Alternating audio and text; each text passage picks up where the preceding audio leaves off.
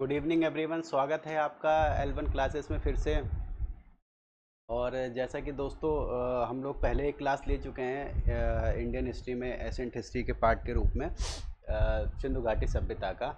और ये एक मतलब दोबारा से इसको क्लास को रिकॉर्ड कर रहा हूँ क्योंकि इससे पहले जो क्लास रिकॉर्ड की थी उसमें कुछ एरर्स वगैरह थे, इसलिए दोबारा इन क्लास को रिकॉर्ड कर रहा हूँ दो पार्टों में, क्योंकि वो एक पार्ट में हो गया था। इसकी वजह से काफ़ी उसमें कुछ जो फैक्ट्स थे हल्के फुल्के से वो छूट गए थे, तो उसमें मैंने कवर करने की कोशिश की है। ठीक है, तो हम लोग दोस्तों शुरू करते हैं बगैर किसी तरीके का। और उम्मीद करता हूँ आप लोग अच्छे होंगे और त्योहारों का मौसम है तो अच्छे ढंग से त्यौहार भी मना रहे होंगे।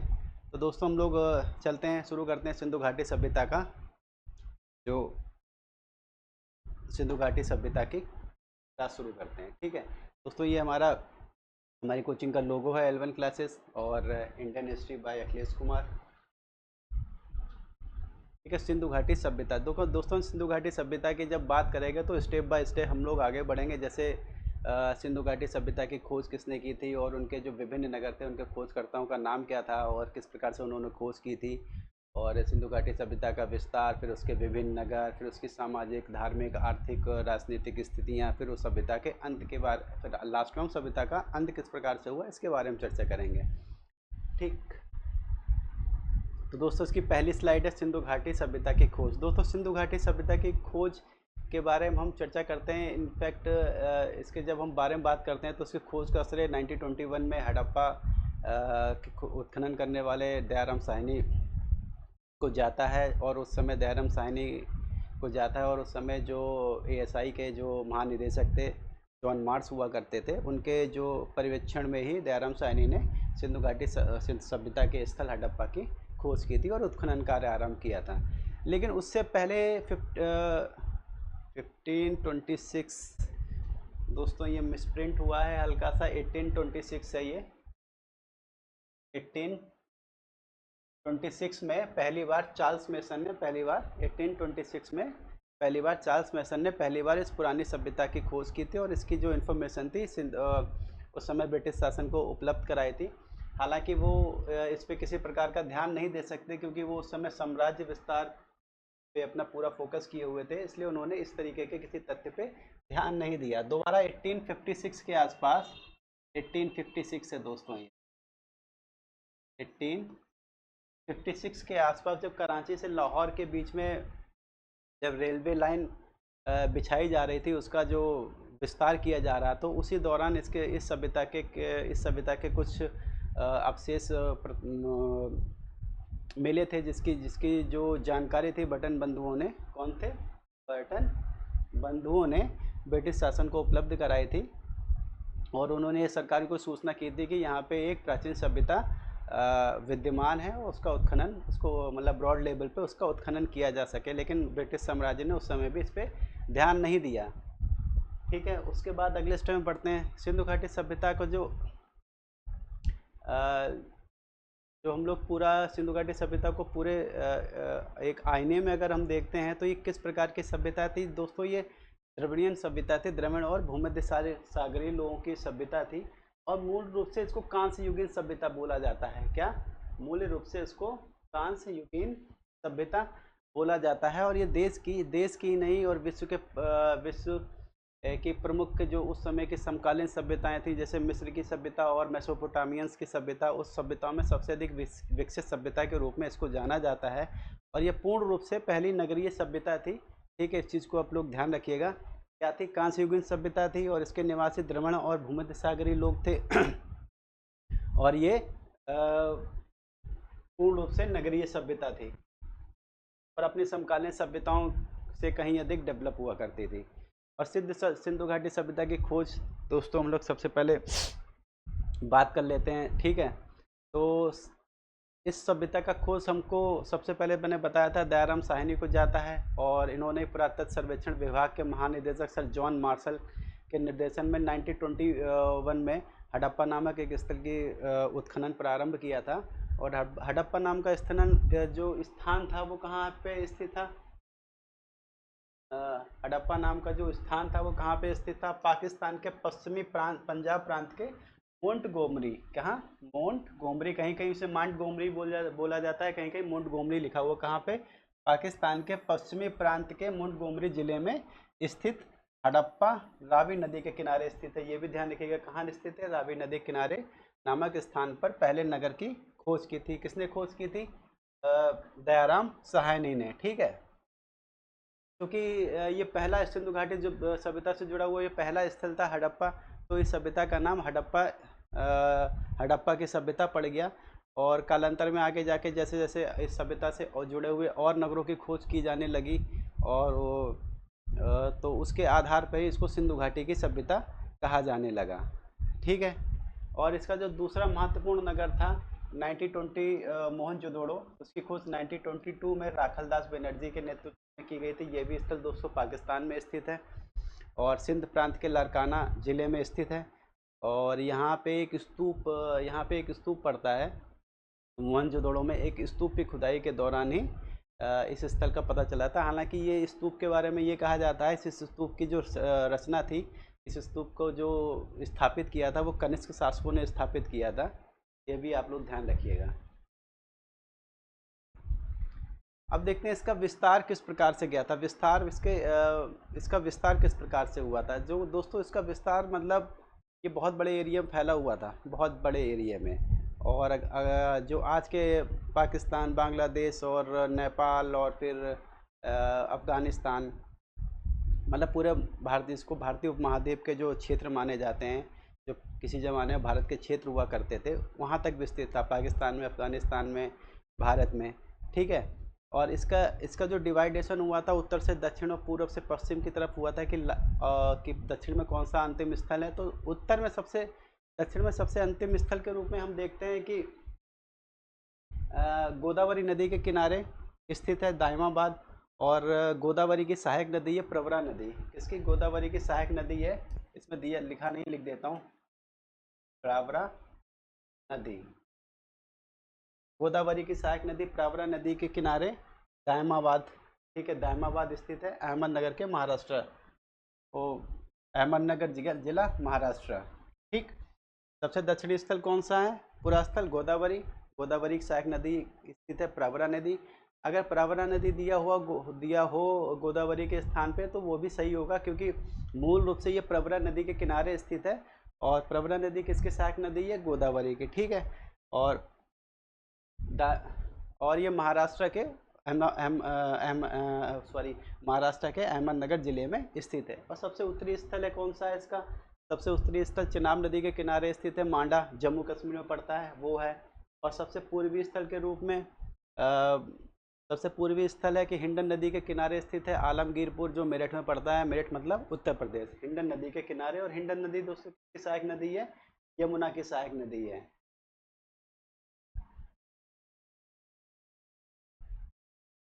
हिंडन नदी किसकी सहायक नदी है? यमुना की सहायक नदी है। ठीक, सबसे पश्चिमी स्थल कौन सा है? सुतकांगे डोर सबसे पश्चिमी स्थल है। कहाँ स्थित है? बलूचिस्तान में। सुतकांगे डोर कहाँ स्थित है? बलूचिस्तान में, दक्षिणी, ये तुम्हारा पड़ता है दक्षिणी बलूचिस्तान। ठीक है, और किस नदी के किनारे है स्थित है? डास्क नदी के किनारे।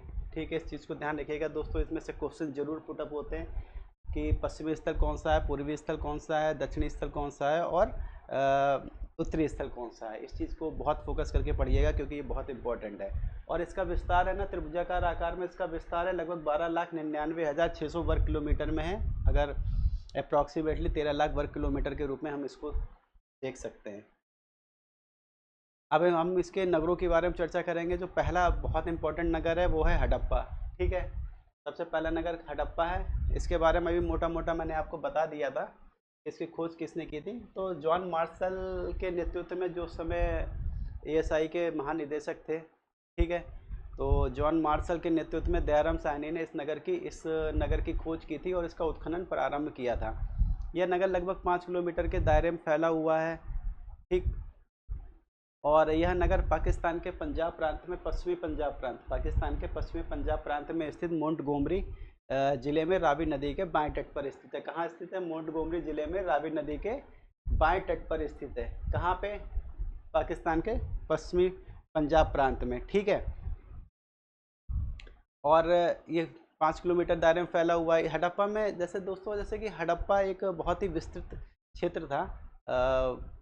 अगर देखा जाए सिंधु घाटी सभ्यता के क्षेत्रों में जो विस्तृत क्षेत्र माने जाते हैं, जैसे हड़प्पा हो गया, मोहनजोदड़ो हो गया, राखीगढ़ हो गया और धोलावीरा हो गया, ये काफ़ी बड़े शहरों के रूप में इनकी गणना होती है।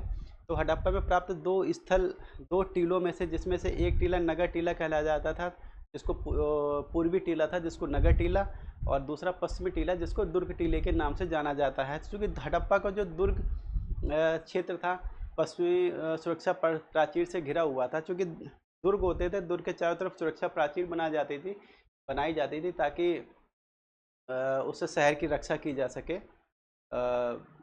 किसी प्रकार के जो बाहरी आक्रमण है उससे शहर की सुरक्षा की जा सके। तो दुर्ग के टीले को कहीं कहीं पे इसमें हड़प्पा में जो दुर्ग का टीला था उसको माउंट एबी के नाम से जानते हैं। किसे नाम से जानते हैं? माउंट माउंट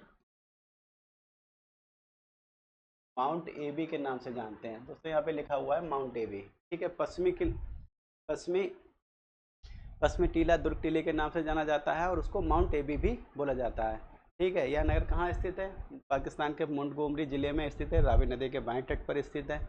अब दोस्तों यहाँ पे बात करेंगे कि कौन कौन सी चीज़ें इसमें यहाँ से प्राप्त हुई हैं। तो सिंधु हड़प्पा स्थल से, जैसे कि जो क्वेश्चन पुटअप किए जाते हैं हमारे एशियन हिस्ट्री से, तो यहाँ से एक बर्तन पे बना हुआ मछुआरे का चित्र मिला है, शंख का बना हुआ बैल मिला है, पीतल का बना हुआ है एक इक्का गाड़ी मिली है, ईंटों के वृत्ताकार चबूतरे मिले हैं। सबसे इम्पोर्टेंट ये है श्रमिक आवास। क्या है? श्रमिक आवास। कई बार पूछा जा चुका है कि श्रमिक आवास के प्रमाण कहाँ से मिले हैं, तो हमको कहाँ से मिले हैं? हड़प्पा स्थल से। दूसरे नंबर पे ये अन्नागार, काफ़ी बार पूछा जा चुका है, एक अन्नागार की प्राप्ति हुई है। साथ ही जौ तथा गेहूं के दाने भी मिले हैं यहाँ से। ठीक है। भट्टी तथा धातु बनाने की मंजूषा भी मिली है। तो हड़प्पा के जो सामान्य आवास क्षेत्र के दक्षिण में एक कब्रिस्तान भी मिला है। इस कब्रिस्तान को कहाँ मिला है? सामान्य आवास क्षेत्र के दक्षिण में एक कब्रिस्तान मिला है और इस कब्रिस्तान को क्या नाम दिया गया है? समाधि R37। समाधि R37। तो दोस्तों यहाँ पर सवाधान की जो रीतियाँ थी, उन रीतियों में कई दफनाने की भी रीतियाँ थी, जलाने की भी रीतियाँ थी। तो कई प्रकार की रीतियाँ वहाँ पे उसके प्रमाण मिले हैं। और उसी में से एक था कि यहाँ पर कुल 57 सवाधान मिले हैं और जो मोस्ट इम्पॉर्टेंट है, एक सबको लकड़ी के ताबूत में दफनाया गया है। कहाँ में? लकड़ी के ताबूत में दफनाया गया। ये बिल्कुल उसी तरीके से जिस तरीके से मिस्र के जो इलीट परिवार के लोग हुआ करते थे, राजा महाराजा हुआ करते थे, या फिर जो राजकुमार हुआ करते थे, उनकी मृत्यु के बाद उन्हें लकड़ी के ताबूत में दफनाया जाता था। ये समथिंग उससे मिलती जुलती परंपरा के नज़र आती है। दूसरा हम लोग देखते हैं मोहनजोदाड़ो। मोहनजोदाड़ो क्या है? मोहनजोदाड़ो का जो अर्थ होता है, इसका जो अर्थ हम देखते हैं, मोहनजोदाड़ो का अर्थ होता है मृतकों का टीला। पूछा हुआ क्वेश्चन, इसका अर्थ क्या होता है? मृतकों का टीला। तो यह नगर क्या है? यह नगर पाकिस्तान के सिंध प्रांत के लड़काना जिले में स्थित है। सिंधु नदी के दाहिने तट पर, दाहिने किनारे पर यह स्थित है। कहाँ पे स्थित है? सिंधु नदी के दाहिने किनारे पर। कहाँ पे? पाकिस्तान के सिंध प्रांत के लड़काना जिले में। क्लियर?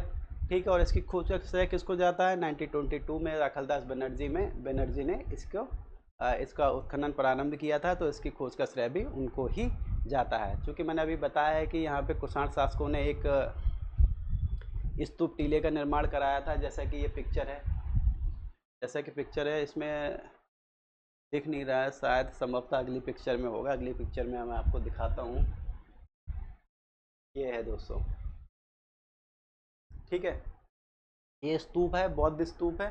ठीक है। स्तूपा इसी के खुदाई के दौरान इसके अवशेष प्राप्त हुए। तब मोहनजोदाड़ो के जैसे जैसे खुदाई होती गई, वैसे वैसे उसके अवशेष प्राप्त होते चले गए। तो इस स्तूप का निर्माण जो था कनिष्क शासकों ने करवाया था। ठीक। अब बात कर लेते हैं यहाँ से कौन कौन से आर्कियोलॉजिकल एविडेंस प्राप्त हुए हैं, उसके बारे में चर्चा कर लेते हैं। तो यहाँ कुंभकारों के भट्टे मिले हैं, यानी कि कुंभकार यहाँ पे शिल्प कार्य काफ़ी हुआ करते थे। दूसरा, सूती कपड़े का प्रमाण मिला है। ठीक है। किसका मिला है? सूती कपड़े का प्रमाण मिला है। तीसरा क्या है? हाथी का कपाल खंड मिला है। ओके, हाथी का कपालखंड कहाँ से मिला है? मोहनजोदाड़ो से। फिर गले हुए तांबे के भंडार मिले हैं, सीपी की बनी हुई पटरी यानी कि स्केल, कि उस समय यानी कि इसे आप अंदाज़ा लगा सकते हैं कि उन सिंधु घाटी सभ्यता को लोगों को जयमतीय या फिर कह सकते हैं गणितीय उनका उनके पास नॉलेज था।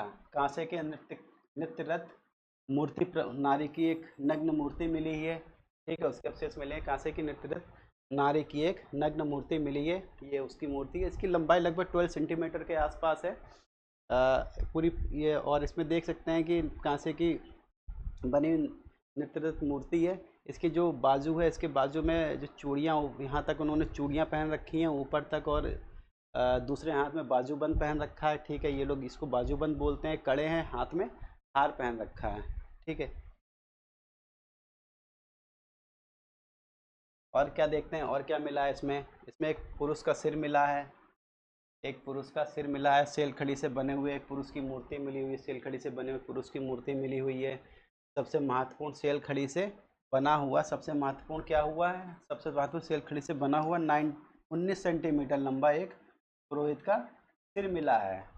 और यहाँ से एक विशाल अन्नागार तथा विशाल स्नानागार भी मिले हैं। क्या मिले हैं? विशाल स्नानागार है ये, ठीक है, विशाल स्नानागार के यहाँ से सबूत मिले हैं, और विशाल अन्नागार भी यहाँ से मिला है। और इसमें जो पुरोहित का सिर है 90 सेंटीमीटर लंबा है, और उसने अपनी जो सेव है, मैंने यहाँ पे पिक नहीं डाला है, उसने अपनी सेव है वेल फर्निश्ड, उसकी सेव है बहुत अच्छी तरीके से सजाई हुई सेव है, और उसने एक शॉल टाइप की ओढ़ रखी है जो अच्छी तरीके से डिज़ाइन की हुई है शॉल है, ठीक। दोस्तों पिक यहाँ पे नहीं है, लेकिन कोई बात नहीं, मैंने आपको डिस्क्राइब कर दिया है। और इसका जो दूसरे महत्वपूर्ण है विशाल अन्नागार, विशाल स्नानागार। ये क्वेश्चन सारे पुटअप किए हुए हैं, जो फिर जिन जिन पर टिक करता जा रहा हूँ, ये ऑलरेडी क्वेश्चन आए हुए हैं। तो स्नानागार है दोस्तों, ये स्नानागार है, ठीक। और इसके दक्षिण, उत्तर और दक्षिण में हम जैसे कि हम देख सकते हैं, ये इसके ये और इस वाले हिस्से में, इसके उत्तर और दक्षिण में प्रवेश करने के प्रवेश स्थल हैं, सीढ़ियाँ बनी हुई हैं, यहाँ से आदमी प्रवेश करता था, और यहाँ से निकल भी सकता था, मतलब दोनों तरफ से प्रवेश या निकलने की व्यवस्थाएं थी। पूरी रूप से पत्थरों का, पूरी रूप से ईंटों का बना हुआ है, यहाँ तक कि नीचे फर्श भी ईंटों का बना हुआ है इसके, ठीक। और इसकी टोटल लंबाई हम लोग अगर देखते हैं, इसकी जो लंबाई के बारे में अगर हम चर्चा करते हैं, लगभग शायद लंबाई में 12 मीटर लंबा है ये, लंबाई में 12 मीटर लंबा है, तथा चौड़ाई में 7 मीटर लगभग ये चौड़ा है। और इसके तरफ देख सकते हैं, इसके दोनों तरफ ये जो छोटे छोटे से, ये छोटे छोटे से ये दिख रहे हैं, ये ठीक है, ये दो पंक्तियों में जो चेंजिंग रूम्स हैं, जिसको स्नान रूम्स बोल सकते हैं या फिर चेंजिंग रूम्स बोल सकते हैं, वो बने हुए हैं, ठीक है। और अगर पूरे क्षेत्र की डिस्टेंस देखी जाए तो लगभग 55 मीटर के आसपास इसकी पूरी क्षेत्र की डिस्टेंस है। और जो मेन जो स्नानागार है, उसकी लंबाई लगभग 12 मीटर है, 12 मीटर है, और चौड़ाई इसकी 7 मीटर के आसपास है, मतलब लंबाई लगभग 11.88 के आसपास है, तो 12 मीटर अप्रॉक्सीमेटली आप इसको ले सकते हैं, ठीक। तो ये तो स्नानागार की बात हो गई। प्रवेश द्वार उत्तर और दक्षिण क्वेश्चन पूछा हुआ है, ये कहाँ है? और यहाँ पे पुरोहित आवास के भी प्रमाण मिले हैं मोहनजोदड़ो से, इसी स्नानागार के आसपास। और इससे ये गणना की जा सकती है कि ये किसी जो ये स्नानागार किसी धार्मिक अनुष्ठान का हिस्सा रहा होगा, किसी धार्मिक अनुष्ठान के दौरान यहाँ पे पुरोहित लोग स्नान करते होंगे, या सार्वजनिक सभी लोगों के लिए खोल दिया जाता होगा, जैसे आजकल के दौर में हम लोग मंदिरों के आसपास जो कुंड होते हैं बनाए जाते हैं, और किसी विशेष पर्व में लोग वहाँ आके स्नान करते हैं, उसको पवित्र माना जाता है उसमें स्नान करना, उस तरीके का ये कोई स्थल रहा होगा स्नानागार। आगे बढ़ते हैं यहाँ दोस्तों, यहाँ पर एक बहुत इम्पोर्टेंट एक मोहर पशुपति शिव की एक आकृति की मिली हुई है, वो आकृति मैंने पीछे दिखाया है, सब चेंज हो गए यहाँ पे, ठीक है। पशुपति की मूर्ति मिली है। इस मोहर में एक त्रिमुखी पुरुष का एक चौकी पर पद्मासन में पद्मासन में बैठा हुआ, मुद्रा में बैठा हुआ व्यक्ति है। उसके सिर में सींग है, तथा पूरी बाह में, दोनों बाहों में चूड़ियाँ भरी हुई हैं, और एक हाथ, और उसके दाहिनी ओर हाथी और बाघ हैं, तथा बाईं ओर बाईं ओर भैंसा और गैंडा है तथा नीचे चौकी पर 2 हिरण उसमें खड़े हुए हैं। जैसा कि हम लोग पिछली स्लाइड में देख सकते हैं, ये इसकी पशुपति की मूर्ति के रूप में हम लोग देखते हैं। पशुपति की मूर्ति है, इसके जो दोनों हाथ दिख रहे होंगे, ठीक है, ये इसके दोनों हाथ हैं, पूरी रूप से चूड़ियों से भरे हुए हैं इसके दोनों हाथ। और इसके सर पे एक सींग है, सर पे 2 सींग बने हुए हैं। और इसके दाहिनी तरफ अगर हम इसके दाहिनी तरफ देखते हैं तो हाथी और शेर है, तथा बाईं तरफ इसको हम लोग देखते हैं कि गैंडा और भैंसा है, ठीक है। और नीचे 2 हिरन है, हाथी और बाघ, बाईं ओर गैंडा और भैंसा। सॉरी, शेर नहीं है, बाघ है, ठीक है। ये बहुत इंपॉर्टेंट क्वेश्चन है, बहुत पूछा जाता है, अक्सर हमेशा पूछा जाता है इनफैक्ट। और एक अन्य मोहर पर पीपल की 2, इसके अलावा एक और अन्य मोहर मिली है जिसमें पीपल की 2 शाखाओं के बीच में एक निर्वस्त्र स्त्री खड़ी हुई है और उसके सामने भक्तगण घुटने के बल झुके हुए हैं। इसके अलावा यहाँ से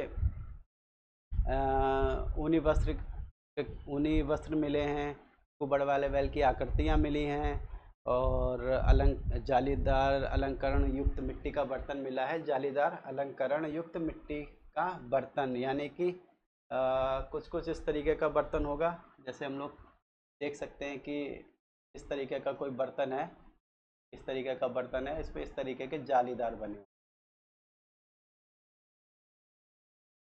इस तरीके का जालीदार बर्तन है, ठीक है। मतलब उसमें छेद बने हुए हैं, उस छेद के थ्रू संभवतः उसका प्रयोग किसी धार्मिक अनुष्ठान में किया जाता होगा। जैसे आजकल हम लोग देखते हैं कि एक पीतल या तांबे का बर्तन होता है जालीदार, उसमें धूप बत्ती लगा देते हैं, उसमें से धुआं धीरे धीरे करके चारों तरफ स्प्रेड होता रहता है, ठीक। ये उस तरीके का कुछ धार्मिक अनुष्ठान में प्रयोग होने वाला बर्तन रहा होगा, ठीक। शतरंज की छोटी छोटी गोटियाँ मिली हैं यहाँ से, यानी कि उस समय वहाँ पे शतरंज नाम का खेल भी हुआ करता था। यानी कि अगर इससे अंदाज़ा लगा सकते हैं कि सिंधु घाटी सभ्यता में शतरंज का आविष्कार हुआ था। इसके आविष्कारक कौन है? सिंधु घाटी सभ्यता के लोग। सेब की बनी हुई पटरी है, सेब की बनी हुई पटरी है, पशुपति सेब की बता ही चुका हूँ। और जिसमें एक मुद्रा पर एक आकृति ऐसी मिली है जिसका आधा भाग मानव का है तथा आधा भाग बाघ का है। अगर ये क्वेश्चन पुट अप किया जाता है किस किस स्थल से एक ऐसी मुद्रा पे एक आकृति मिली है जिसमें आधा भाग मानव आधा भाग बाघ का है, तो वो कहाँ पे मिला है? मोहनजोदड़ो से। इस चीज़ को ध्यान रखिएगा दोस्तों। ये सारे फैक्ट्स हैं, इस फैक्ट्स बहुत इंपॉर्टेंट हैं और ये इतिहास में फैक्ट्स के अलावा कुछ भी नहीं है। मेरे लिए समझना मुश्किल हो जाता है क्या इसको किस चीज़ को डिनाई कर सकता हूँ, किस चीज़ को एक्सेप्ट कर सकता हूँ, लेकिन इतिहास में कुछ भी डिनाई करने वाला चीज़ नहीं है। तो मैं कोशिश करता हूँ, चूँकि पीजीटी या टीजीटी के लिए पढ़ा रहा हूँ, तो फैक्ट्स ही फैक्ट्स हैं, इसमें जितने फैक्ट्स शामिल कर सकता हूँ वो करता हूँ। कहीं भी कुछ भी छूट जाए तो वो उसके लिए क्षमा चाहूँगा, लेकिन कोशिश यही है कि सारे फैक्ट्स इसमें इंक्लूड कर सकूँ जो पिछले पेपरों में आए हुए हैं, पूछे गए हैं, ठीक। अगला शहर है दोस्तों चौंदड़ो। मुख्य रूप से ये जो नगर था, मुख्य रूप से ये नगर शिल्पियों का नगर था। अगर हम देखते हैं इसको, शिल्पियों का नगर बोला जाता है। और इस नगर की खोज 1931 में गोपाल मजुमदार ने की थी और इसका उत्खनन का जो श्रेय है मैके को जाता है। यहाँ से प्राक हड़प्पा संस्कृति के अवशेष मिलते हैं, झूकर झाकर संस्कृति के अवशेष मिलते हैं, मतलब इससे पहले की जो सभ्यताएं रही थी उन सभ्यताओं के अवशेष मिलते हैं, ठीक है। और यहाँ से गुड़िया मतलब गुड़िया बनाने के कारखाने यहाँ से मिले हैं। यहाँ से लिपस्टिक का अवशेष मिला है, 4 पहियों वाली गाड़ी मिली है, बकराकार ईंटें मिली हैं दोस्तों। बकराकार ईंटें सिर्फ चौंदड़ो से मिली हैं, इसके अतिरिक्त सिंधु घाटी सभ्यता किसी और स्थल से बकराकार ईंटों के अवशेष नहीं मिले हैं। मिट्टी के मोर पर एक आकृति मिली है, एक ईंट के ऊपर कुत्ते तथा बिल्ली के पंजे के निशान मिले हैं, जिसमें कुत्ता बिल्ली का पीछा करते हुए दिखाया गया है। तो संभवतः एक पंचतत्व की कहानी है, उस कहानी से कुछ कुछ इसका मेल मिलता है। इसके अलावा एक मुद्रा के ऊपर एक मुद्रा के ऊपर 2 नग्न नारियां हैं जिनके हाथ में एक एक ध्वज लिए हुए हैं तथा उनके बीच से पीपल की पत्तियां निकल रही हैं, इत्यादि के अवशेष मिले हैं। और यहाँ से किलेबंदी के अवशेष दोस्तों नहीं मिले हैं। ये मुख्य रूप से दोस्तों कह सकते हैं मुख्य रूप से उद्योग नगरी थी और यहाँ पे शिल्पकारों का एक जमावड़ा था। यहाँ पे शिल्प से संबंधित क्रियाकलाप बहुत ज़्यादा हुआ करते थे। तो अगर इस तरीके का क्वेश्चन पूछा जाए कि चौंदड़ो की खोज किसने की थी, गोपाल मजुमदार, इसका उत्खनन किसने किया था, मैके ने किया था, इससे पहले और प्राक हड़प्पा संस्कृति के अवशेष कहाँ से मिलते हैं? चौंडलों से मिलते हैं। ठीक, और ये मुख्य जो इसके स्थलों से जो चीज़ें प्राप्त हुई हैं वो लिखी हुई हैं। अगली स्लाइड से मिलते हैं। अगली स्लाइड है सुरकोटदा, एक और इम्पोर्टेंट शहर है और यह स्थल गुजरात के कच्छ ज़िले में स्थित है। इसकी खोज 1964 में जगपति जोशी ने की थी। और दोस्तों सुरकोटदा जो था यहाँ पे इम्पोर्टेंट ये इसलिए भी है कि यहाँ पे घोड़े के अवशेष मिले हैं। ठीक है, यानी कि घोड़े की अस्थियाँ मिली हुई हैं। इससे आधार पे कहा जा सकता है कि सिंधु घाटी सभ्यताओं को घोड़े के बारे में जानकारी थी, परंतु वो एक पालतू पशु के रूप में था या नहीं, इसके बारे में अभी भी जानकारी हमारे पास नहीं है। ठीक है, तो कह सकते हैं कि संभवतः इस आधार पर कह सकते हैं कि उनको शायद संभवतः जानकारी रही होगी, लेकिन इसका भी कंफर्मेशन नहीं है कि उनको जानकारी थी। ठीक, इसमें कलश समाधान के प्रमाण मिलते हैं। कलश में उनके समाधान है, घोड़े की अस्थियां मिलती हैं। यहाँ पे एक शॉपिंग कॉम्प्लेक्स के साक्ष्य मिले हैं। शॉपिंग कॉम्प्लेक्स जैसे कि आप लोग जानते हैं कि सभी ज़रूरत की चीज़ें एक ही जगह पे उपलब्ध हो जाएं, उसी को शॉपिंग कॉम्प्लेक्स बोलते हैं। तो यहाँ पे एक तरीके का शॉपिंग कॉम्प्लेक्स के भी साक्ष्य मिले हैं। ठीक, कौन जो 1964 में जगपति जोशी ने इसका किया था, कहाँ? गुजरात के कच्छ क्षेत्र में। एक और स्थल है सुतकांगे डोर, ये सबसे पश्चिमी स्थल है, मैंने अभी आपको बताया था। कहाँ स्थित है? दक्षिण बलूचिस्तान के दास्क नदी के किनारे। और इसकी खोज 1927 में ऑरेल स्टाइन ने की थी और यह दुर्ग एक प्राकृतिक चट्टान पर बनाया गया है। ठीक,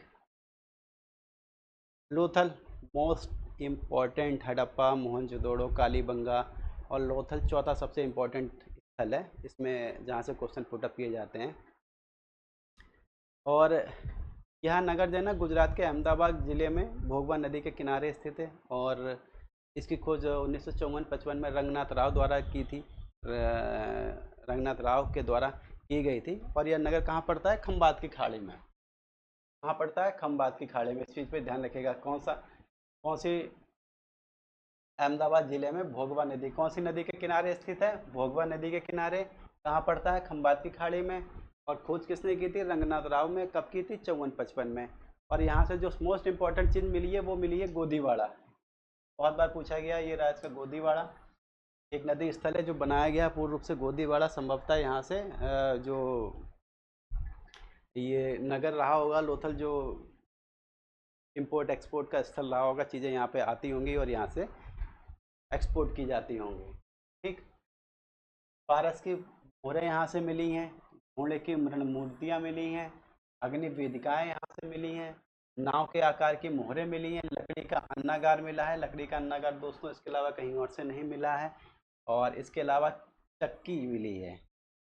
ठीक, आटा पीसने की चक्की मिली है और उसके 2 पार्ट मिले हैं। आटा पीसने की चक्की, जब चक्की मिली भाई पार्ट भी मिले होंगे, ऑब्वियस सी बात है। तो उसी से अंदाज़ा लगाया जाता है कि यहाँ पे आटा पीसने, गेहूँ को पीसने का भी कार्य हुआ करता था। उस समय एक ऐसा एक व्यवसाय के रूप में इसका कार्य किया करते थे लोग। तो इसमें आटा पीसने के 2 पार्ट मिले हैं और ये प्रमाण कहीं और से नहीं मिले हैं। लकड़ी का अन्नागार के प्रमाण कहीं और से नहीं मिले। अन्नागार के मिले हैं लेकिन लकड़ी का अन्नागार के प्रमाण नहीं मिले हैं। अन्नागार जैसे कि हड़प्पा में भी अन्नागार के प्रमाण मिले हैं। वहाँ पे 2 पंक्तियों में 6-6 की पंक्तियों में अन्नागार स्थित है, मतलब टोटल 12। मोहनजोदड़ो में भी अन्नागार के प्रमाण मिले हैं और लोथल से भी अन्नागार के प्रमाण मिले हैं। और धान, और यहाँ से दिशा मापक यंत्र, कंपास सूचक एक यंत्र मिला है। धान के अवशेष यहाँ से मिले हैं। ये सारे इम्पोर्टेंट है A to Z, इसमें से कोई भी अनइम्पोर्टेंट नहीं है। गोदीवाड़ा इम्पोर्टेंट है, फारस की खाड़ी, फारस की मोहरें इम्पोर्टेंट है, अग्निवेदिका इम्पोर्टेंट है, नाव के आकार की मोहरें इम्पोर्टेंट है, लकड़ी का अन्नागार इम्पोर्टेंट है, आटा पीसने की चक्की मिली है वो इम्पोर्टेंट है, उसके 2 पार्ट मिले हैं वो इम्पोर्टेंट है, हाथी दांत का पैमाना मिला है वो इम्पोर्टेंट है, दिशा सूचक यंत्र मिला है वो भी इम्पोर्टेंट है, धान के अवशेष मिले हैं वो भी इम्पोर्टेंट है। ओके, अगला देखते हैं। इसमें इसके अतिरिक्त इन जो मिले हैं, इनके अतिरिक्त इसमें 3 युग्मित समाधियाँ मिली हैं, समाधान मिला है, जिसमें मतलब 3 युग्मित एक साथ कई लोगों को मतलब दफनाया गया है। उसमें एक साथ 2 लोगों को दफनाया गया है, इस तरीके से समाधान मिले हैं। साथ ही एक युग्मित समाधान में एक पुरुष और स्त्री के साक्ष्य भी मिले हैं, मतलब एक साथ एक पुरुष और स्त्री को दफनाया गया है। और एक मृत भांड पर एक हमको चित्र भी उकेरा हुआ दिखाया गया है, जिसमें एक कौवा तथा लोमड़ी का कौवा तथा लोमड़ी को दर्शाया गया है। ये भी एक पंचतत्व की कहानी से प्रेरित सा दिखता है, ये कह सकते हैं पंचतत्व इससे प्रेरित सा दिखता है। अगला शहर है कालीबंगा। ये भी बहुत इंपॉर्टेंट है, हर बार पूछा जाता है। और दोस्तों कालीबंगा कहाँ है? कालीबंगा यह स्थल गंगानगर जिले के हनुमानगढ़ में घरी घग्गर पहले हनुमानगढ़ में घग्गर नदी के तट पर स्थित है। यह स्थल राजस्थान के हनुमानगढ़ में घग्गर नदी के तट पर स्थित है। और इसकी खोज जो थी, इसका उत्खनन था बीबी लाल और बी के थापड़ ने 1961 में किया था। उत्खनन बीबी लाल और बी के थापड़ ने 1961 में किया था। हड़प्पा और मोहनजोदड़ो की तरह ही यहाँ भी हड़प्पा मोहनजोदड़ो की तरह यहाँ भी जो नगर सुरक्षा यहाँ पे तरह ही यहाँ पे सुरक्षा दीवारों से घिरे हुए 2 टीले पाए गए हैं। और इसकी खोज का जो श्रेय है ना, मोस्टली वो अमलानंद घोष को जाता है। इसकी सोच किसको जाता है? अमलानंद घोष को। और काली चूड़ियों का जो अर्थ होता है वो कालीबंगा होता है, या कह सकते हैं कालीबंगा का अर्थ काली चूड़ियाँ होता है। ठीक है, यह नगर तथ्य देखते हैं कि जो यह नगर है टीला समांतर चतुर्भुज तथा भवनों का निर्माण है। यहाँ के जो भवनों का जो निर्माण है दोस्तों, वो कच्ची ईंटों से किया गया है। जबकि अन्य नगरों, जो मुख्य नगर है, उनका शहरों का निर्माण पक्की ईंटों से किया गया है। परंतु सड़कों को बनाने में या नालियों को बनाने में या कुओं को बनाने में पक्की ईंटों का निर्माण किया गया है, जबकि घरों को बनाने में कच्ची ईंटों का निर्माण किया गया है। और यहीं से एक दोस्तों एक घर से अलंकृत ईंटों का भी प्रमाण मिला। अलंकृत ईंटें मीन्स टाइल्स द्वारा फर्श का निर्माण किया गया है। ये इंपॉर्टेंट है, अलंकृत ईंटें। ठीक, ये पूरी सभ्यता में हम उसको एकमात्र उदाहरण के रूप में देखते हैं। इसके अलावा इस कालीबंगा से क्या मिलता है? अग्निवेदिकाओं के प्रमाण मिलते हैं। ठीक है, अग्निवेदिकाओं के प्रमाण मिलते हैं, कालीबंगा से मिलते हैं, और लोथल से भी मिलते हैं। जुते हुए खेत के साक्ष्य हैं यहाँ पे, भूकंप आने के साक्ष्य हैं, एक साथ 2 फसल उगाने के साक्ष्य मिलते हैं। और एक बच्चे की खोपड़ी मिली है जिसमें 6 छेद किए गए हैं, जिससे इस बात का साक्ष्य मिलता है कि किसी प्रकार की जल कपाली या मस्तिष्क शोथ की बीमारी की रिसर्च का साक्ष्य मिलता है कि उन लोगों ने इस तरीके की कुछ रिसर्च उस समय रही होगी या किया होगा। इसके प्रमाण उस समय वहाँ पे मिलते हैं। ठीक है, इसके अलावा यहाँ पे कालीबंगा से जो ऊँट है, ऊँट के भी प्रमाण मिलते हैं। ऊँट के भी प्रमाण मिलते हैं। कालीबंगा से ऊँट के भी प्रमाण मिलते हैं, ऊँट की उपस्थिति के प्रमाण मिलते हैं। अगली स्लाइड में चलते हैं दोस्तों। रोपड़, पंजाब के रोपड़ ज़िले में जो सतलुज नदी के बाएं तट पर स्थित है। 1950 ईस्वी में बीवी लाल ने इसकी खोज की थी। इसमें बहुत कुछ नहीं है, लेकिन 1953-56 ईस्वी में यज्ञदत्त शर्मा ने इसका उत्खनन प्रारंभ किया था। ठीक है, और दोस्तों भारत की जो आज़ादी थी, आज़ादी के बाद पहला स्थल था जिसका उत्खनन किया गया था। कौन सा था? रोपड़। ठीक, यहाँ से शवों को अंडाकार गड्ढे में दफनाने के साक्ष्य मिले हैं। कहीं और से नहीं मिले इस तरीके के साक्ष्य कि अंडाकार गड्ढों में दफनाया गया हो। साथ ही मनुष्य के साथ उसके पालतू कुत्तों को दफनाने के भी यहाँ से साक्ष्य मिले। कहाँ से? रोपड़ से। और आफ्टर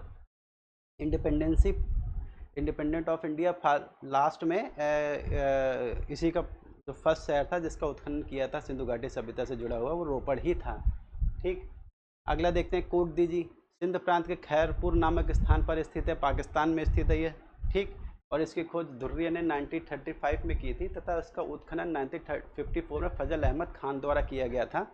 और यहाँ से प्राक हड़प्पा सभ्यता के अवशेष भी मिलते हैं। ठीक, और प्रारंभिक जो दुर्गीकरण के साक्ष्य हैं वो भी कोट दीजी से ही मिलते हैं। प्रारंभिक रूप से जब दुर्गीकरण शहरों का किया गया था उसके साक्ष्य भी हमको कोट दीजी से ही प्राप्त होते हैं। अगला इम्पोर्टेंट शहर है रंगपुर। दोस्तों रंगपुर क्या है? रंगपुर भादर नदी के किनारे स्थित है। 53-54 में 1953-54 में रंगनाथ राव द्वारा इसकी खोज की गई थी। और यहाँ से क्या है? धान की भूसी के प्रमाण मिले हैं। ये इंपॉर्टेंट है, धान की भूसी के प्रमाण कहाँ से मिले हैं? रंगपुर, गुजरात के भादर नदी के किनारे स्थित है। ठीक, एक और शहर है आलमगीरपुर, उत्तर प्रदेश के मेरठ ज़िले में पड़ता है। हिंडन नदी किनारे स्थित है, सबसे पूर्वी स्थल है, यही बताया आपको मैंने। और इसकी खोज यज्ञदत्त शर्मा ने की थी 1958 में। ठीक, और गंगा यमुना दोआब क्षेत्र में प्राप्त होने वाला ये प्रथम स्थल है। ठीक। और सिंधु घाटी अपनी यहाँ स्थल चुके हैं ना, सिंधु घाटी सभ्यता की जो अंतिम स्थिति है उसको दर्शाता है, या किस प्रकार से सिंधु घाटी सभ्यता धीरे धीरे डिक्लाइन पे जा रही थी। एक और अन्य स्थल है बनवाली, जिसको दोस्तों हम लोग बोलते हैं। यह स्थल कहाँ, हरियाणा के हिसार जिले में स्थित है। कहाँ पे स्थित है, हरियाणा के हिसार जिले में। और 1973-74 में रविंद्र बिष्ट द्वारा इसका उत्खनन किया गया था। और इस योजना जो शतरंज की जो इस योजना, इस शहर का जो योजना थी, जो वो लगभग शतरंज की बिसात के आकार की बनाई गई थी। और सड़कें ना तो सीधी काटती थी और ना ही समकोण पर काटती थी, मतलब सड़कें लगभग इस तरीके से नहीं काटती थी, मतलब ग्रिड के आकार की सड़कें नहीं बनती थी। ठीक है, तो लगभग शतरंज के बिसात की आकार की बनाई गई थी। यहाँ से क्या दोस्तों, जो उत्खनन में जो एएसआई को जो आर्कियोलॉजिकल एविडेंस है, धावन पात्र मिला है। धावन पात्र मतलब एक वॉश बेसिन मिला है, और पक्की मिट्टी के बना हुआ एक हल मिला है, और तांबे के वाणाग्र मिले हैं, हल्की आकृति के खिलौने मिले हैं। और इसमें जल निकासी का पूर्णतः अभाव दिखता है, मतलब इसमें जल निकासी का अभाव दिखता है। इसमें जल निकासी की व्यवस्था अन्य नगरों के मुकाबले अच्छी नहीं थी। मोस्ट इम्पॉर्टेंट है धावन पात्र, पक्की मिट्टी के बने हुए हल बहुत पूछा जाता है, और हल्की आकृति के खिलौने। कि पक्की मिट्टी का बना हुआ हल कहाँ से मिला, बनवाली से। इसने खोज की थी रविंद्र बिष्ट ने। ठीक है, धावन पात्र कहाँ मिला है, बनवाली से। बहुत इंपॉर्टेंट है, ध्यान रखिएगा। धौलावीरा एक और इम्पोर्टेंट शहर है, और इस शहर की जो खोज थी धौलावीरा की, संभवतः इसकी जो प्रथम जानकारी थी 1960 में संबुदान गढ़वी द्वारा प्रदान की गई थी। लेकिन 1968 में इसकी खोज का श्रेय जगपति जोशी को दिया जाता है, जिसका उत्खनन आर.एस. रविंद्र बिष्ट ने किया था 1968 में। और ये दोस्त कहाँ पड़ता है, ये दोस्तों ये जो नगर है वो कच्छ के रण क्षेत्र में पड़ता है, लूनी नदी के तट पर स्थित है। लूनी नदी कच्छ के क्षेत्र में आके विलुप्त हो जाती है। ठीक है, और इस नदी और इस शहर का जो प्रसार था मनहर और मानसन नालों के बीच में इस धौलावीरा का जो था फैलाव था, यानी कि प्रसार था इसका। आगे देखते हैं धौलावीरा। धौलावीरा लगभग 3 भागों में विभक्त है। उत्तर में मध्य भाग, जिसे पुर कहा जाता है। तीसरा भाग जो निचला शहर है, जिसको अवम नहर शहर के भी संज्ञा दी जाती है। और मुख्य शहर जिसे गढ़ कहा गया है। यह शहर लगभग 1000 वर्षों तक जीवित रहा है। तो इससे क्या मिलता है कि धौलावीरा जो शहर है उसको 3 भागों में डिवाइड किया गया है। जो निचला शहर था उसको अवम शहर बोला जाता है, और उत्तर में मध्य भाग जिसे पुर शहर बोला गया, और इसका जो मुख्य शहर था जिसे गढ़ कहा गया। ठीक है, और यहाँ पे क्या है, जो आयताकार बस्ती बसी हुई थी। यह नगर दोस्तों 1000 वर्षों तक जीवित रहा, कई बार बसा और कई बार उजाड़ हुआ। लेकिन यहाँ के लोग काफ़ी समृद्ध थे, और इसलिए उसको बहुत जल्दी उसको दोबारा बसा भी लेते थे। यहाँ पे सांचे में ढली हुई ईंटों का बहुतायत में प्रयोग किया गया है। ठीक, बहुत मात्रा में पत्थर का भी प्रयोग किया गया है। जलाशयों की विशाल श्रृंखला मिलती है, बहुत इंपॉर्टेंट है। जलाशयों की एक विशाल श्रृंखला मिलती है, जहाँ जैसे कि यहाँ देख सकते हैं, ये जलाशय बना हुआ है। ठीक है, यहाँ के ये अंदाज़ा लगाया सकता है कि किस तरीके से वो लोग वहाँ पे पानी का संग्रहण किया करते थे अपने यूज़ के लिए, कि विषम परिस्थितियों में उसका यूज़ किया जा सके। यानी कि वो पानी को वेस्ट नहीं करते थे। वर्षा के पानी को वो लोग यहाँ पे एकत्रित करते थे, उसका फिर अपने लिए उसको प्रयोग में लाते थे। तो यहाँ पे जल संग्रहण के प्रमाण मिले हैं। कई बार पूछा गया है कि जलाशयों की विशाल श्रृंखला और जल संग्रहण के साक्ष्य मिले हैं, कई बार पूछा जा चुका है। यह भी इम्पोर्टेंट है, और यह भी इम्पोर्टेंट है। ठीक, किले के दरवाजे पे एक साइन बोर्ड मिला है। भाई जैसा देखते हैं ना आजकल, जब शहर में प्रवेश करते हैं तो लिखा हुआ होता है कि इस शहर में आपका स्वागत है। ठीक, ये उसी तरीके का एक साइन बोर्ड है जिस पर लगभग 10 अक्षर अंकित हैं। भूकंप के साक्ष्य यहाँ भी मिले हैं। ठीक, कालीबंगा के समान। ये 10 अंक है, 1 2 3 4 5 6 7 8 9 10 अंक हैं। हालांकि जो सिंधु घाटी सभ्यता की जो लिपि है अभी तक पढ़ी नहीं जा सकी है, इसकी वजह से क्या लिखा हुआ है इसका कोई अंदाज़ा नहीं है। लेकिन ये किले के दरवाजे पर टंगा हुआ साइन बोर्ड है, एकमात्र उदाहरण ही हमको धौलावीरा से मिलता है। इसके अलावा एक बहुउद्देशीय मैदान के प्रमाण मिले हैं, जिसमें एक में तो बाजार और दूसरे में, इसमें एक में बाजार इसमें एक में बाजार तथा दूसरे में उत्सव मनाया जाता था। ये भी आप लोग ध्यान रखिएगा। कह सकते हैं स्टेडियम, स्टेडियम की जो उत्सव मनाते थे उसको स्टेडियम की तरह प्रयोग किया जाता था। उस स्टेडियम के प्रमाण के रूप में भी इसको देख सकते हैं। हालांकि स्टेडियम के जो प्रमाण हैं वो सबसे पुराने हमको मिलते हैं जूनी कुरान नामक स्थान से, जो गुजरात, जूनी कुरान जो कि गुजरात में स्थित है, वहाँ से हमको स्टेडियम के प्रथम प्रमाण मिलते हैं, जो संभवतः विश्व का ही प्रथम स्टेडियम है। कौन सा स्थल है? जूनी कुरान। इसमें जूनी कुरान, यहाँ पे मैंने इसको मेंशन नहीं किया, लेकिन आपको मौखिक रूप से बता देता हूँ, क्योंकि हर चीज़ मेंशन करना आवश्यक नहीं है। पीपीटी बहुत ज़्यादा लंबी हो जाती है, क्योंकि किताब टाइप की छप जाएगी उसमें। ठीक है, तो यहाँ पे कलात्मक मुद्राएं हैं, और मुद्राएं बाट के प्रमाण मिले हैं, लिपि है, लिपिगत लेख मिले हैं, धातु विज्ञान की जानकारी के साक्ष्य मिले हैं यहाँ पे, कि वो लोगों को धातु विज्ञान के बारे में बहुत अधिक जानकारी रही होगी। कलात्मक मुद्राएं मिली, यानी कि मुद्राओं पे विभिन्न प्रकार की कलाएं उकेरी गई हैं। तो यहाँ से दोस्तों इम्पोर्टेंट क्या है? इम्पोर्टेंट ये है कि जलाशय की विशाल श्रृंखला मिली हुई है, और जल संग्रहण के साक्ष्य मिले हैं यहाँ से। सांचे में ढली हुई ईंटें मिली हुई हैं यहाँ से। एक किले के दरवाजे पे लटका हुआ साइन बोर्ड है जिसमें 10 अक्षर छपे हुए हैं। भूकंप के साक्ष्य हैं, बहुउद्देशीय मैदान के साक्ष्य मिले हैं, लिपिगत लेख मिला है, धातुगत वन विज्ञान। ओके दोस्तों, आगे बढ़ते हैं। आगे क्या है? अन्य शहरों की चर्चा कर लेंगे। अन्य शहरों में जो मोस्ट इम्पॉर्टेंट है राखीगढ़। ठीक, यह स्थल हरियाणा के, या कहाँ? यह स्थल हरियाणा के हिसार जिले में सरस्वती नदी तथा 10 दती नदियों के बीच में स्थित है। और यहाँ पे एक चीज़ और बता दूँ दोस्तों, जो सिंधु घाटी सभ्यता के जो शहर हैं उनका सबसे अधिक जो संकेंद्रण मिला है वो सरस्वती, या फिर जिसको घग्गर हाकरा नदी बोलते हैं आज के प्रेजेंट टाइम में, उन नदियों के किनारे मिला। और सबसे अधिक जो स्थल मिले हैं वो गुजरात में मिले हैं। इस चीज़ को भी ध्यान रखिएगा, ये भी क्वेश्चन पुट अप किया जा चुका है कई बार। तो ये भी एक राखीगढ़ महत्वपूर्ण स्थल है, हरियाणा के हिसार जिले में स्थित है। धौलावीरा के बाद ये सबसे अधिक भारतीय क्षेत्र में पड़ने वाला, धौलावीरा के बाद सबसे बड़ा स्थल राखीगढ़ ही माना जाता है। ठीक, जो भारतीय क्षेत्र में है, पूरी सिंधु घाटी सभ्यता का नहीं, भारतीय क्षेत्र में, इस चीज़ को याद रखिएगा। और 1997 में इसका उत्खनन अमरेंद्र नाथ द्वारा किया गया था, और इसकी खोज का जो श्रेय है वो 1969 में सूरज भान को दिया जाता है। उत्खनन किसने किसने किया था? अमरेंद्र नाथ द्वारा। और 1969 में इसकी खोज किसने की थी? सूरज भान ने। ठीक है, यहाँ से भी दोस्तों अग्नि वेदिकाओं के साक्ष्य मिले हैं, अन्नागार के साक्ष्य मिले हैं, दुर्ग प्राचीर के साक्ष्य मिले हैं, और मातृ देवी की मूर्तियाँ मिली हुई हैं। और यहाँ पे ये भी ध्यान रखें, एक जो अभी करेंटली जो केंद्रीय बजट पास किया गया था सन 2020 का, उसमें इस स्थल को विकसित करने की घोषणा की गई, तथा यहाँ पर एक राष्ट्रीय संग्रहालय की स्थापित करने का भी निर्णय लिया गया। ये करंट का क्वेश्चन है, इसमें मेंशन किया है क्योंकि राखीगढ़ी से जुड़ा हुआ है, आपसे पूछ भी सकता है। कहाँ पे? राखीगढ़ी में। जहाँ इसका कारण क्या है कि सिंधु घाटी सभ्यता से जुड़े हुए जो तथ्य हैं उसकी जो जानकारी आम जन को भी हो सके। एक और शहर है बालाकोट, पाकिस्तान में पड़ता है, पाकिस्तान के बलूचिस्तान क्षेत्र में। यह भी एक बंदरगाह क्षेत्र था लोथल की तरह, और इसकी खोज 1963 और 70 में जॉर्ज एफ डेल्स द्वारा की गई थी। भगवानपुरा हरियाणा के कुरुक्षेत्र में सरस्वती नदी के किनारे स्थित है। ये छोटे छोटे और शहर हैं जिन बहुत अधिक चीज़ें नहीं मिली हैं, जो बता देता हूँ फिर भी।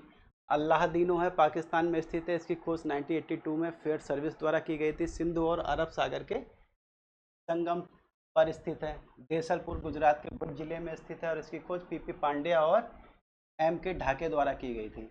पीपी पांड्या और एम के ढाके द्वारा की गई थी। कहाँ है? गुजरात के भुज जिले में, कच्छ क्षेत्र में पड़ता है देसलपुर। ठीक, हाँ, कच्छ क्षेत्र में पड़ता है। अली मुराद कहाँ है? पाकिस्तान के सिंध प्रांत में पड़ता है। अली मुराद कहाँ है? पाकिस्तान के सिंध प्रांत में पड़ता है। दायमाबाद इम्पोर्टेंट है, सबसे दक्षिणी स्थल है। इसकी खोज का जो श्रेय है इसकी बीपी वोपदरकर को जाता है, तथा इसका उत्खनन एन एम पांडे द्वारा किया गया था, एम एन पांडे द्वारा किया गया था।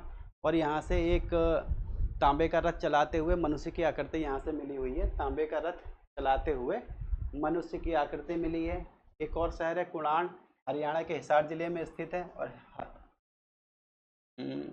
हरियाणा के जिंद या हिसार जिले में संभवतः स्थित है। खैर छोड़ो इसको, बता देता हूँ बस। कुरान हरियाणा में स्थित है। यहाँ से चांदी का एक मुकुट है। ये बहुत इंपॉर्टेंट है कि हरियाणा में किस स्थल से चांदी का मुकुट मिला है। यहाँ से चांदी के 2 मुकुट मिले हैं। कहाँ से चांदी के 2 मुकुट मिले हैं। ये दोस्तों मैप है इसका, बता रहा हूँ आपको। जो मैप है जिस तरीके से इसका विस्तार हुआ था कि कहाँ कहाँ ये लोग फैला हुआ है, कितने बड़े एरिया में, ये देख सकते हैं। रहमान डेरी ये भी पड़ता है, रहमान डेरी, गुमला, जैलपुर, हड़प्पा, लाहौर, रावी, रुद्रपुर, सतलुज, बनवाली। ठीक है, ये उसका मैप है। जहाँ जहाँ ये विस्तृत देख रहे हैं आपके त्रिभुजाकार आकार में है लगभग, ये इस तरीके का फैला हुआ त्रिभुजाकार आकार में। तो दोस्तों आज सिंधु घाटी सभ्यता का पहला लेक्चर है और इसको हम लोग यहीं पे ख़त्म करते हैं। और यहाँ पे एक तो चीज़ें और आपको बता देता हूँ, जैसे कि जूनी कुरान मैंने बताया था स्टेडियम के साक्ष्य मिले हैं। यहाँ पे एक और बता देता हूँ, ये थोड़ा सा जैसे धौलावीरा हो गया, धौलावीरा हो गया, देसलपुर हो गया, धौलावीरा है, देसलपुर है और सुरकोटदा हो गया।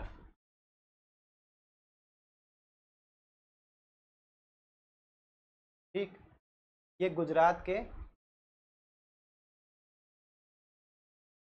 कच्छ क्षेत्र में मिल पड़ते हैं। ठीक, गुजरात के कच्छ क्षेत्र में। ठीक, क्वेश्चन पूछा हुआ है कि धौलावीरा, देसलपुर, सुरकुंडा कहाँ पड़ते हैं, गुजरात के कच्छ क्षेत्र में। इसके अलावा जो रोजदी है, रोजदी रोजदी हो गया, रंगपुर हो गया, वन मोर एक और है लोथल, एक और है लोथल। ये कहाँ पड़ते हैं दोस्तों, खंबात की खाड़ी में। कहाँ पड़ते हैं, खंबात की खाड़ी। दोस्तों ये कहाँ पड़ते हैं, खंबात की खाड़ी में। ये दोनों क्वेश्चन पूछे हुए हैं, इस चीज़ को आप लोग ध्यान रखिएगा। ठीक है दोस्तों, आज की क्लास हम लोग यहीं पे ख़त्म करते हैं और अगले लेक्चर हम लोग फिर आपसे मुलाकात होगी। इसमें हम सिंधु घाटी सभ्यता से जुड़े जो और तथ्य उनकी चर्चा करेंगे। तब तक के लिए आप लोगों से अलविदा लेता हूँ। उम्मीद है कि आप लोग इस जो मंथ है इसका मज़ा ले रहे होंगे, इसमें आने वाले त्योहारों का मज़ा ले रहे होंगे। अच्छे से त्यौहार मनाइए, खुश रहिए और पढ़ते रहिए।